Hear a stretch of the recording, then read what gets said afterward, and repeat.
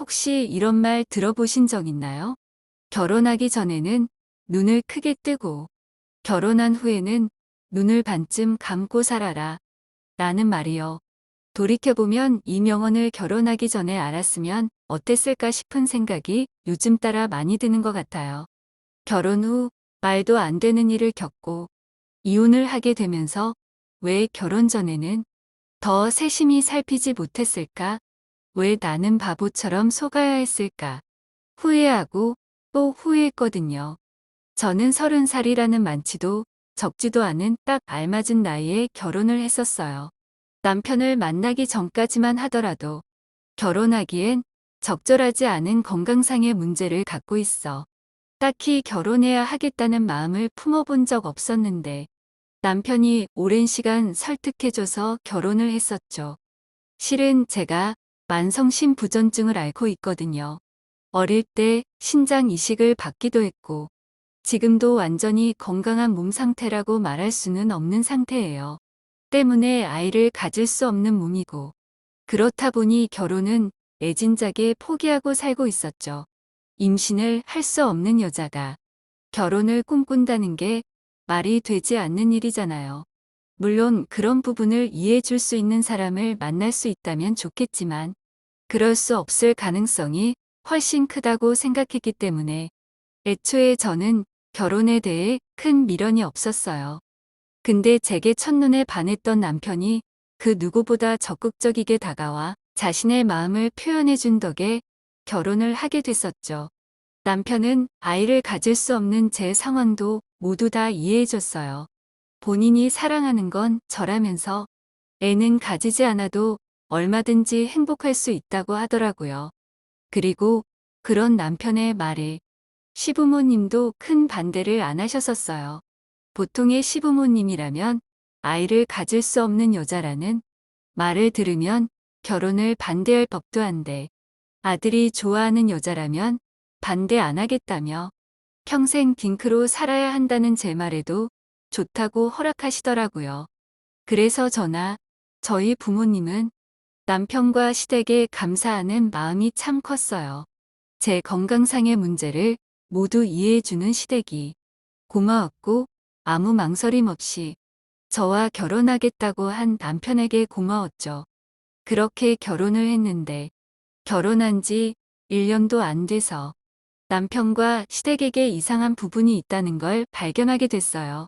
처음 그걸 인지하게 됐던 건 결혼한 지 3개월 정도 됐을 때였어요. 남편이 갑자기 본인 먼 친척 중에 초등학교 저학년 아이를 혼자 키우는 친척이 있다면서 그 친척과 자기 나이가 동갑이다 보니 자기가 가끔 가서 아빠 노릇해주고 한다고 그러더라고요. 그동안은 저랑 만나고 결혼한다고 결혼한 후에도 내내 정신이 없어서 친척이랑 그 친척의 아이한테 신경을 많이 못 썼다고 그러면서 일주일에 한 번은 꼭 그 친척 집에 간다고 다녀오는데 무슨 친척을 저렇게 신경을 쓰고 사나 싶더라고요.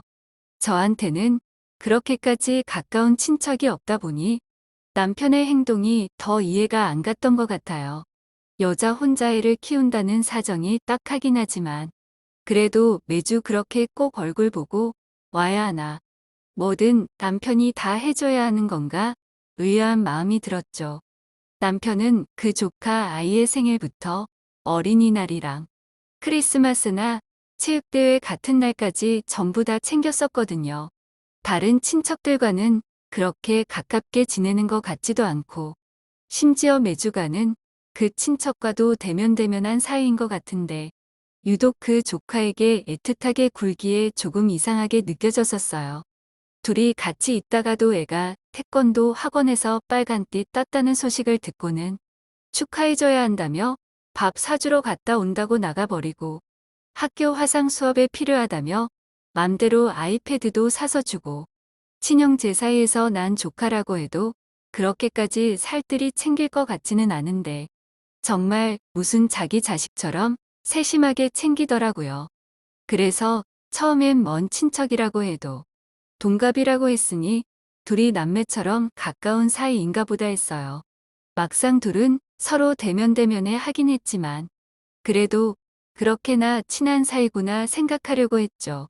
근데 결혼하고 6개월 좀 넘었을 때 남편 쪽 친척 중 결혼하는 분이 생겨 남편과 같이 결혼식에 갔는데 당연히 참석할 줄 알았던 그분이 결혼식에 안 왔더라고요. 당신이 맨날 챙기는 그 친척은 안 왔어? 그러네? 아, 따로 스케줄이 있나 보다. 남편은 친척을 묻는 제 말에 떨떠름한 표정으로 대충 얼버무리며 대답했고 그러는 걸 보니 괜히 찝찝한 마음이 들었어요. 뭐랄까, 남편이 말을 아끼는 느낌이었거든요. 그러다 그 다음 날 우연히 동네 공원 산책 나갔다가 그 모자를 마주치게 됐을 때 정말 이상한 점을 발견하게 됐어요. 저랑 남편은 그 둘을 못 보고 공원을 걷고 있었는데 갑자기 웬 어린애가 아저씨 하고 부르는 소리가 들리더라고요. 그래서 얼른 돌아봤더니 그 조카 아이가 서 있었어요.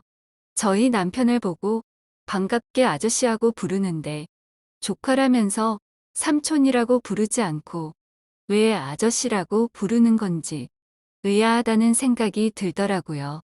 그래서 대충 그 모자와 인사를 나누고 헤어질 때 남편한테 슬쩍 물어봤어요. 근데 자기야, 쟤는 왜 자기한테 아저씨라고 해? 삼촌이라고 안 하고? 어, 아, 그게, 애가 아무리 어려도 그렇지, 호칭은 제대로 하게 해야지. 삼촌도 아니고 아저씨가 뭐야, 남도 아닌 사이에. 제 말에 잠시 아무 말도 못하고 머뭇거리던 남편은 자신의 얼굴을 그적이며 이야기했어요. 그게 사실은, 엄밀히 말하면 친척은 아니야. 쟤네 부모님이랑 우리 부모님이랑 오래전부터 친하게 지낸 사이라 친척이나 다름없어서. 그렇게 소개한 거야. 그러니까 아저씨라고 부르는 게 이상한 건 아니지. 엥? 언제는 친척이라며? 그니까, 가족이나 다름없는 사이라는 말이지. 남편은 대충 그렇게 알면 된다며 말을 또 얼버무렸고 남편의 그런 행동에 저는 기분이 계속 찝찝했어요. 전에는 분명 친척이라고 했다가 이젠 남인데 가족이나 다름없는 사이라고 했다가 뭐가 맞는 건지 헷갈리더라고요. 그래서 이상하다고 생각했지만 그래도 그땐 그런가 보다 하고 넘겼어요. 굳이 집요하게 따져 물을 일은 또 아닌 것 같아서요. 근데 그 후에 제 의심에 불을 지핀 일이 생겼어요.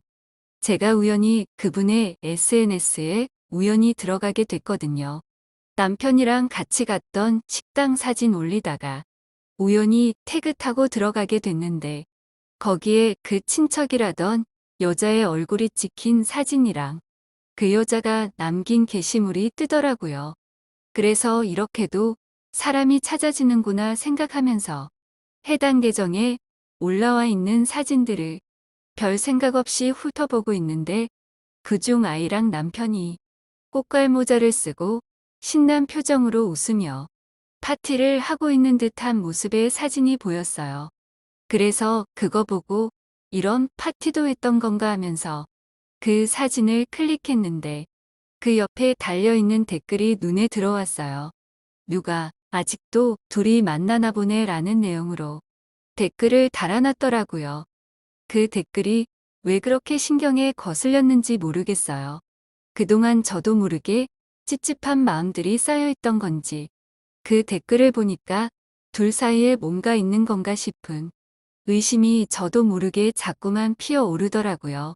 안 그렇게 생각하려고 해도 저도 모르게 한 번 생긴 의심은 사그라들지 않았어요. 저 댓글은 무슨 의미일까? 그냥 둘이 친구 사이인 걸까부터 아이 아빠는 누구일까? 그러고 보니 남편은 왜 한 번도 애 아빠에 대해 얘기한 적이 없을까? 왜 나는 애 아빠의 존재에 대해 궁금해하지 않았을까? 하는 생각까지 가게 되더라고요. 그러면서 저도 모르게 아이 사진을 뚫어져라 쳐다봤고 남편과 아이의 얼굴을 계속 비교해 봤어요. 둘이 닮았나? 닮은 구석은 없는 것 같은데 하면서요. 아직 아무것도 확신할 수 없는 상황인데 자꾸만 남편이 그 아이의 아빠인 것처럼 그게 기정사실인 것처럼 모든 상황을 해석하게 되더라고요. 그래서 며칠을 잠도 못 자고 계속 고민하고 또 고민하다가 우선은 그 여자분에 대해 더 알아보기로 했어요. 집착이라고 할지 모르겠지만 그분의 SNS를 거의 이잡듯 다 뒤져봤고 그렇게 찾아봐도 딱히 이렇다 할 뭐가 나오지는 않았어요. 남편에 관한 내용도 그 게시물 뿐이었고 그 외에 남편에 대한 흔적 하나 찾아볼 수 없었죠. 그래서 이 모든 게 나의 기우였나 싶었어요. 이게 제 합리화일 수도 있겠지만 만약 아이의 아빠나 남편이라면 내가 그 여자라면 뻔히 다른 여자랑 결혼한 남편을 눈뜨고 그대로 지켜볼 수 있었을까? 게다가 그 후 아이와 같이 계속 왕래하며 지낼 수 있을까? 싶은 생각이 들더라고요. 그래서 아니구나 하며 넘기려고 했는데 그 주 제 오해가 아니었다는 걸 알게 됐어요. 남편의 친한 친구들과 부부 동반 모임이 있어 같이 술자리를 갖게 됐는데 아주 우연히 당배 피러 갔던 남편 친구들의 대화를 들었거든요. 그날 저녁에 술 마시며 놀다가 화장실에 갔는데 갑자기 생리가 터졌길래 급하게 그 근처 편의점을 다녀왔는데 술집 옆 골목에서 남편 친구들이 대화를 나누는 게 들리더라고요. 야, 종웅이는 언제까지 숨길 거래? 재수 씨 아직도 전혀 모르는 눈치던데. 애도 많이 컸다며 걔는 대체 어쩌려고 저러냐? 나도 몰라. 걔도 딱히 대책은 없는 것 같던데. 그래도 말은 하겠지. 요즘 그 여자가 애 데려가라고 한다다. 그러게 왜 클럽에서 원나잇을 해서 애까지 만드냐? 아유 한심한 놈. 분명 그 전까지 그럴 수도 있다고 지레 짐작해왔던 일들인데 직접 제 귀로 그 모든 의심들이 사실이었다는 걸 듣으니 저도 모르게 다리가 휘청거렸어요. 내가 지금 뭘 들은 건가 싶고 안이 벙벙하더라고요. 그래서 한참을 밖에서 멍하니 앉아있다가 혼자 그냥 집으로 와 버렸어요. 남편은 연락도 없이 어딜 간 거냐며 저를 찾았지만 저는 그런 남편에게 어떤 말도 할 수 없었어요. 그냥 몸이 안 좋아서 집에 먼저 왔다고 이야기를 했죠. 우선은 제 생각을 정리해야 할 것 같았거든요. 그래서 며칠을 남편과 말도 안 하고 지냈고 한 3일 정도 지났을 때 남편이 저에게 먼저 말을 꺼냈어요. 혹시 그날 애들한테 무슨 얘기라도 들은 거야? 뭔가 짐작하는 게 있는 건지 저한테 먼저 그 얘기를 묻더라고요. 잔뜩 긴장한 얼굴로요. 그래서 남편한테 이야기했어요. 제가 들은 이야기를요. 그러니까 남편이 순순히 모든 걸 인정하더라고요. 사실 자기한테 남들이 모르는 자식이 있다고요. 그게 그 친척이라던 그 여자의 아이라고요. 어떻게 그런 걸 숨기고 결혼을 할 수 있어? 차차 이야기하려고 했어. 평생 숨길 생각은 아니었다고. 사실을 알았다면 당신이 나랑 결혼을 했겠어? 남편은 참 뻔뻔했어요.